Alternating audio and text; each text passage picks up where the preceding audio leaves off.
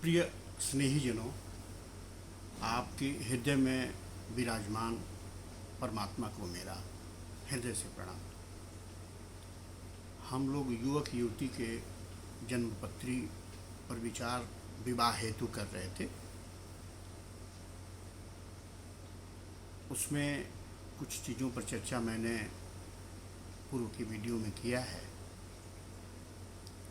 इसमें हम लोग एक बड़ा योग जिससे लड़के के माता पिता घबराते हैं, मांगलिक। यह मांगलिक योग क्या है, क्यों इससे इतनी घबराहट होती है, इस पर विचार कर लेते हैं। शास्त्र कहता है, लग्ने व्यये च पाताले जामित्रे चाष्टमे कुजे कन्या भर्तु विनाशायम भर्ता पत्नी विनाश कृत। कुज मतलब मंगल, अर्थात जन्म पत्रिका के लग्न में, चतुर्थ भाव में, सप्तम भाव में, अष्टम भाव में और द्वादश भाव में, अर्थात 1, 4, 7, 8 और 12 भाव में यदि मंगल विराजमान है तो ऐसी जन्म पत्रिका को मांगलिक जन्म पत्रिका कहते हैं। अब या तो इन्हीं भावों में यदि वर के कुंडली में मंगल है तब कोई बात नहीं,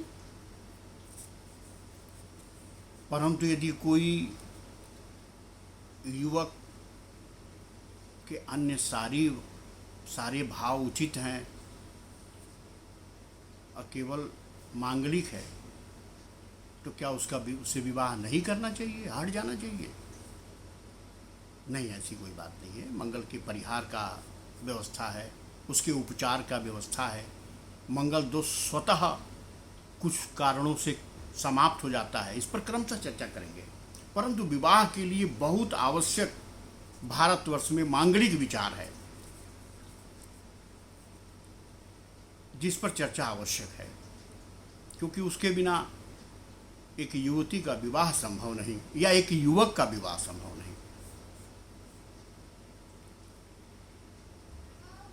थोड़ा मंगल ग्रह पर चर्चा कर लें।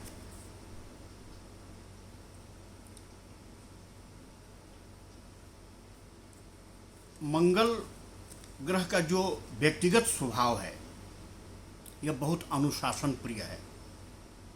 कभी ज़्यादा अनुशासन भी व्यक्ति की स्वतंत्रता में बाधक बन जाता है।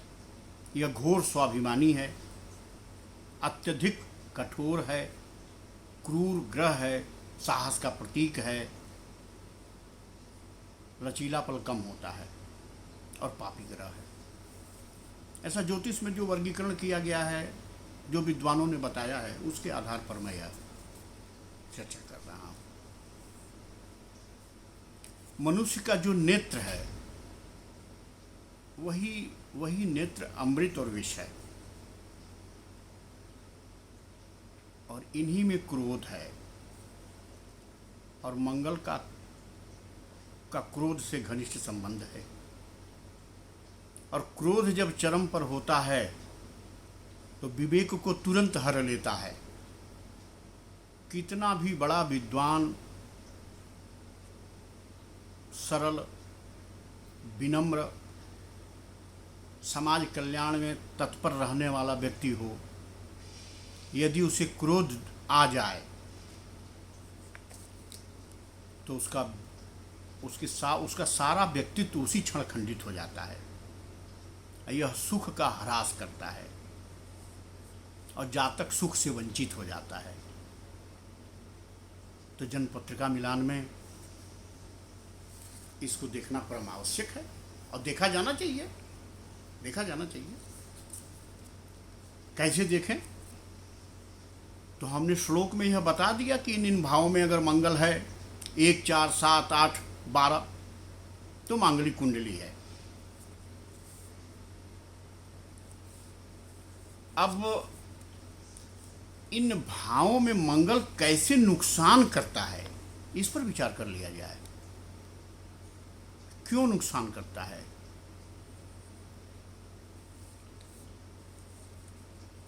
अब यदि लग्न में मंगल बैठा है, लग्न कुंडली का जो प्रथम भाव होता है, 12 भावों में कुंडली बनी होती है, हर भाव 30 डिग्री का होता है, कुल मिलाकर 360 डिग्री। दो भागों में बांटेंगे तो 180 डिग्री के उत्तरी और दक्षिणी गोलार्ध, जैसे पूरे भूमंडल को दो भागों में बांटेंगे तो 180 डिग्री का एक गोलार्ध उत्तरी और 180 डिग्री का दूसरा गोलार्ध दक्षिणी। ये बहुत वैज्ञानिक और तर्कपूर्ण तरीके से ज्योतिष है। ज्योतिषाचार्य के ज्ञान में कमी और अधिकता हो सकती है। ज्योतिष हमेशा परम सत्य है। और सुख का भाव काल पुरुष, कुंडली को काल पुरुष मान के हम चलते हैं, काल पुरुष का चौथा भाव है। मंगल की 3 दृष्टियां हैं। 7वीं दृष्टि सभी ग्रहों की सामान्य दृष्टि है, ये सबकी रहती ही रहती है, कॉमन कह सकते हैं। मंगल की इसके अतिरिक्त चौथी और 8वीं दृष्टि है। अब यदि लग्न में मंगल बैठा है, तो लग्न में मंगल बैठा है तो वह अपनी चौथी दृष्टि से सुख भाव को कम करेगा, अर्थात माता के सुख को कम करेगा, वाहन के सुख को कम करेगा, भूमि के सुख को कम करेगा, बड़ा आर्थिक क्षति पहुंचाएगा। फिर वहां से वो 7म भाव को देखेगा, यहां पर वैवाहिक संबंध के सुख को कम करेगा, पार्टनरशिप से संबंधित कोई व्यवसाय, कोई भागीदारी से संबंधित कोई व्यवसाय आप कर रहे हैं, उसमें बाधा डालेगा। फिर वहां से अपनी 8वीं दृष्टि से आयु भाव को देखेगा, तो उस आयु पर भी बुरा प्रभाव डालेगा, स्वाभाविक है डालेगा। इसीलिए मांगलिक दोषों को पूरी तरह देखना चाहिए। अब यदि यही मंगल 4th भाव में बैठा हो, जैसा मैंने पहले लग्न भाव का के विषय में बताया, अब यदि यही मंगल 4th भाव में बैठा है तो भोग, सुख, व्यापार और घोर उत्तेजना पैदा करेगा, आवेश, क्रोध के वशीभूत। वहाँ से अपनी चौथी दृष्टि से वैवाहिक भाव को देख रहा है, गृहस्थ जीवन के सुखों में न्यूनता लाएगा, गृहस्थ जीवन के सुखों में न्यूनता लाएगा। अपनी 7वीं दृष्टि से राज्य भाव को देख रहा है, कर्म भाव को देख रहा है, उसके कर्म को खंडित करेगा, आलस का स्वभाव लाएगा, नौकरी प्रतियोगी परीक्षाओं में ऐसा आलसी बना देगा कि वह मन लगाकर पढ़ेगा ही नहीं। 8वीं दृष्टि से आय भाव को देखेगा, उसके आय के जितने भी साधन होंगे शिथिल हो जाएंगे, न्यून हो जाएंगे। यह आवश्यक है कि केवल मंगल के आधार पर पूर्ण निर्णय नहीं लिया जा सकता। इसके अलावा भी जन्मपत्री के विभिन्न भावों में बैठे हुए ग्रह, उनकी युतियाँ, उनकी दृष्टि, उनकी युग्मता, उनसे बनने वाले राजयोग, उनसे बनने वाले विपरीत राजयोग, जैसे गजकेसरी योग है, ग्रहों की डिग्री, उत्तम ग्रहों की दशा काल, अंतर्दशा काल, प्रत्यंतर दशा काल, गोचर, नक्षत्रों की स्थिति, इन पर भी विचार आवश्यक है। परंतु चूंकि हम लोग विवाह से संबंधित परिचर्चा में हैं, इसलिए मैं अपना ध्यान केवल वैवाहिक मिलान के संदर्भ में ही कर रहा हूं।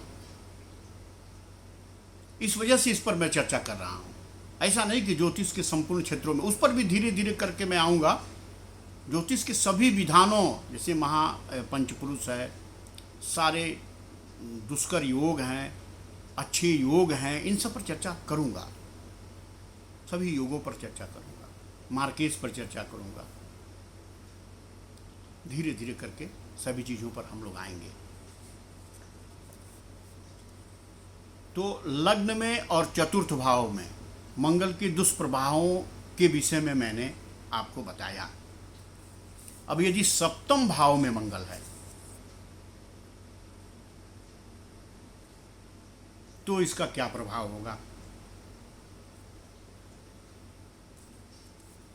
अब सप्तम भाव में मंगल है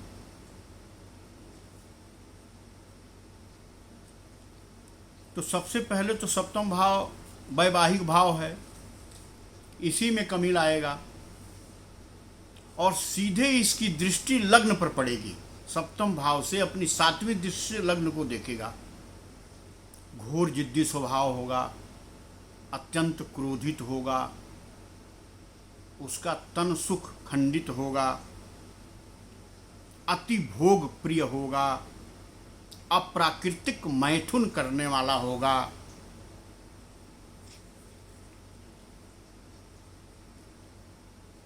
पूरे तनु भाव को खंडित करेगा। इस सप्तम भाव में बैठा है तो।